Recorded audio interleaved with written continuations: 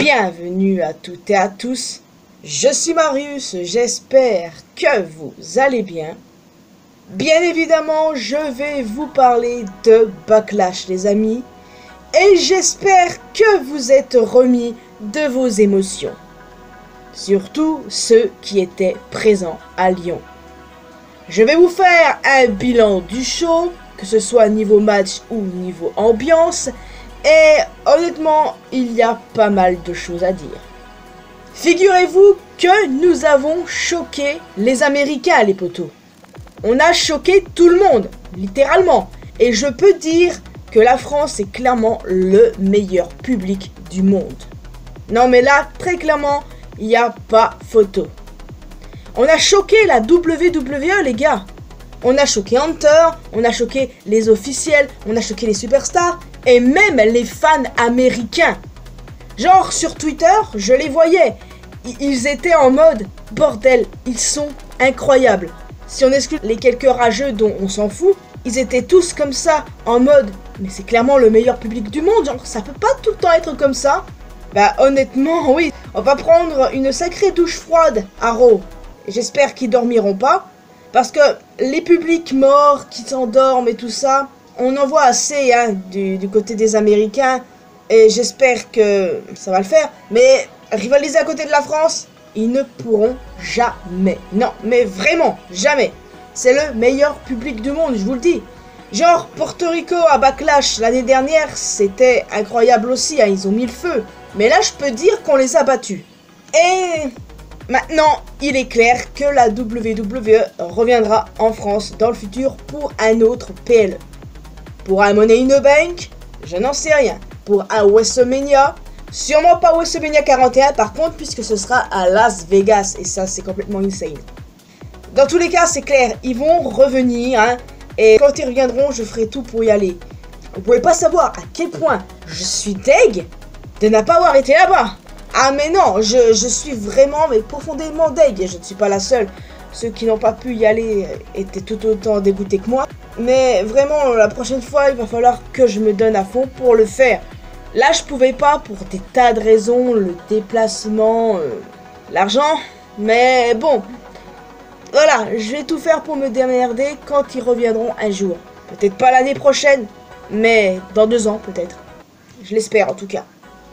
Donc voilà, je félicite le public français. Vous avez choqué le monde bien comme il fallait. On a suffisamment choqué Triple H parce qu'il n'a pas arrêté de tweeter là-dessus. C'était une folie. Et puis voilà, nos commentateurs français, GG à eux aussi. Hein, c'est nos légendes à nous. Hein, ils représentent beaucoup pour nous. Et franchement, qu'est-ce que c'était kiffant de les voir. C'était absolument incroyable. C'était tellement incroyable que je sais pas si c'est l'ambiance qui faisait ça, mais on peut dire qu'aucun match n'était mauvais. Très clairement, j'ai trouvé que tous les matchs étaient bons. D'habitude, dans un show, t'as 1 ou 2 ratés, vous voyez. Mais là, en fait, ils étaient tous bons. Même si là, des matchs avaient des petits botches, ça n'a rien changé au fait que le show était globalement excellent et que les matchs étaient très bons. Et du coup, c'est de ça dont je vais vous parler maintenant. Certains ont effectivement trouvé que 5 matchs, c'était trop peu. Avant le show, bien évidemment. Mais en fait, c'était parfait pour nous. Vraiment parfait. Et on peut dire que ça a commencé, mais vraiment fort, avec le match de la Bloodline, Solo Sikoa et Tama Tonga, contre Kevin Owens et Randy Orton. Alors, évidemment, dès le début, ça se massacre la gueule, ce qui a fait que Nick Aldis est intervenu et a décidé que ce serait un street fight. Lâchez-vous, comme il a dit. Ah mais franchement, Nick Aldis, ça j'adore ce gars. En général manager, il fait un taf incroyable. Quoi qu'il en soit, ce fut un street fight absolument insane. C'était incroyable. Genre KO qui n'arrête pas de tabasser Tama Tonga là. Donc, on s'attendait à une intervention. Évidemment, on s'attendait à Jacob Fatu. On sait qu'il a signé à la WWE. On s'attendait à lui. Sauf qu'effectivement, il y a eu une intervention. Mais ce n'était pas Jacob Fatu. Non, c'était Tanga Loa, le frère de Tama Tonga. C'était resté un secret, les amis. On savait que Tama Tonga avait signé, mais son frère, pas du tout. En gros, pour vous rappeler les choses, Tonga Loa, c'est ni plus ni moins qu'Amacho. À la WWE, il se faisait appeler comme ça à l'époque, et voilà. Alors, il n'est peut-être pas le meilleur sur le ring. Oui, on va rester poli. Du coup, les choses promettent d'être intéressantes. Parce qu'effectivement, le fait que Jacob Fatu ne soit pas là me fait poser 1000 questions. Peut-être fera-t-il partie de la bloodline de Roman Reigns. Il y a de fortes chances. Quoi qu'il en soit, j'aime beaucoup cette bloodline 2.0 avec Solo, Tama Tonga et son frère du coup, et j'ai hâte de voir jusqu'où ça va aller. Savoir si The Rock ou non est impliqué dans le lot. Revoir Roman surtout parce que oui, Roman quand il va revenir ça va être le feu et j'ai hâte de voir ça. Hein. Et voilà, c'est ça qui est ça. Donc à suivre vendredi puisque la Bloodline est à SmackDown du coup. Et c'était vraiment un match très fun avec évidemment une victoire de la Bloodline, logique. Enfin une victoire pour Solo. Non mais parce que depuis sa victoire contre John Cena l'année dernière, c'était pas ouf hein, sa série de défaites après. Le match suivant pour le titre féminin, le triple menace, Bayley, Naomi, Tiffany Stratton. Tiffany c'était clairement la femme. Et du coup, on savait que Bayley allait conserver, il n'y avait aucun doute là-dessus. Mais ce qui est fou, c'est la réaction des fans envers Naomi. Les Américains ont trop voulu nous faire croire qu'elle était mauvaise et qu'il fallait s'en foutre d'elle, alors qu'elle est très bonne sur le ring. Et puis, l'accueil des fans, bah ça fait plaisir et ça me rend vraiment heureuse pour elle, quoi. Et c'est clair qu'elle est heureuse, elle aussi. Et puis Tiffany, on en parle. Non mais elle est absolument incroyable. Je veux vraiment la voir championne, hein, les gars. Il faut que ça arrive. Et du coup, j'ai envie qu'elle fasse les choses par elle-même. Donc, je ne veux plus maintenant la voir gagner le Money in the Bank. J'ai plus trop envie. J'ai envie de la voir faire les choses par elle-même et pas avoir la mallette pour ça. En tout cas, voilà, c'était également un très bon match entre les trois femmes. Et du coup, quelle suite pour Bayley? Affaire à suivre. Autre match championnat pour le World Heavyweight Championship, Damien Priest contre Jey Uso. Bon, là aussi, il n'y avait aucun doute sur le fait que Damien allait conserver, mais le reste du Judgment Day est intervenu. JD McDonagh, entre autres, il est arrivé, il a foutu sa merde. Damien n'était pas du tout content parce qu'il ne voulait aucune intervention. Au final, même si Damien a conservé, le conflit entre le Judgment Day est bien réel. Ça sent la fin du Judgment Day. Et depuis que Mamie est partie, c'est le bordel. Elle était là, elle remettait l'ordre. Mais maintenant, ça part en live. Donc maintenant, hâte de voir ce qui va se passer. Et puis j'imagine bien Finn en tant que prochain adversaire de Damien. Ça sent la fin du JD. Peut-être même dès ce soir ou la semaine prochaine. Et en tout cas, je peux vous dire que l'entrée de Jey Uso était clairement mon entrée préférée de Backlash. Vraiment. Et Triple H est d'accord avec ça d'ailleurs.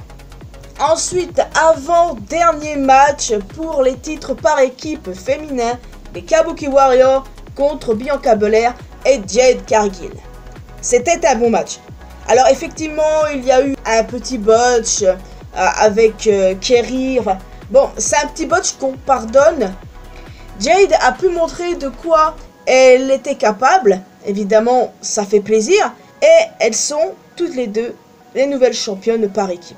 Ce qui était amplement logique là-dessus. Impossible de les voir perdre à ce stade. C'est complètement la fin du Damage Control. Absolument plus aucun titre maintenant. C'est terminé pour elles. Alors, j'ai hâte de voir la suite les concernant. Et également la suite pour Bianca et Jade. En tout cas, elles vont être clairement imbattables. Ça va être difficile d'imaginer des gonzesses rivalisant avec elles pour les battre. Ouais, ça va être compliqué. Je pense qu'elles vont avoir un long règne. Et j'ai hâte de voir ça du coup. J'ai hâte. Et bon, évidemment, moi j'imagine un scénario typique plus tard quand elles perdront les titres. Elles rentreront en rivalité pour qu'elles aient le match qu'on attendait déjà pour ce WrestleMania. Mais pour le coup, bah, J'ai hâte de voir ça. Mais chaque chose en son temps, voyons comment elles vont se débrouiller en tant que championne par équipe. Et enfin, le main event, à mes yeux, le meilleur match du show. Il n'y a aucun doute là-dessus. Pour le titre Undisputed, Cody Rhodes contre AJ Styles. Alors, déjà, j'ai kiffé les chants. Il est vraiment phénoménal. Non, mais vraiment, lui, il était en mode... Mais what the hell, bro? Qu'est-ce qu'ils sont en train de raconter, là? Non, mais ces chants-là sont pour moi les meilleurs chants. Je veux rien savoir, déjà. C'est les meilleurs chants. Et puis, le match. Non, mais le match, c'est pépite. C'était clairement pépite. Évidemment, zéro doute sur la victoire de Cody, encore une fois, comme pour les autres. On les entend moins maintenant, ceux qui disaient que AJ était rincé, que Cody était mid sur le ring. Alors, il faut vraiment être débile pour dire que Cody c'est moyen sur un ring. Faut vraiment être débile. Et puis pour dire que AJ est rincé alors que c'est l'un des meilleurs du monde. J'espère que vous fermez votre gueule maintenant.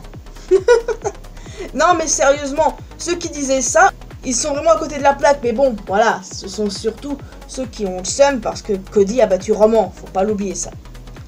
Le show était vraiment excellent. Tous les matchs étaient bons. Même si c'était tous des résultats prévisibles. Évidemment, hein.